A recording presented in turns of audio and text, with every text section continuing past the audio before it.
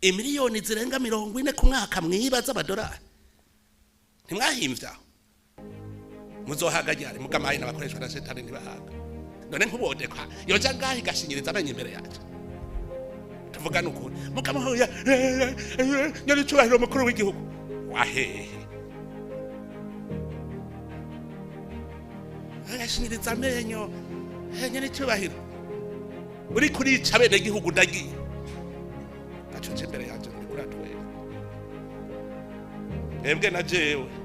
tuzohitamwe utangura gupfa ko rero muri ko murahenura igihugu reka natwe duhangane nawe n'abazobasubirira ejo bavyumve umuntu wese ari muri societe de production ya leta tugira duhangane turariko azotubesha nikwereka mukunda inda mudakora kandi ibisuma nivyo binebwe vyambere kubera iki mutari mikaba muri mwese ufise ikaba 50 n'inde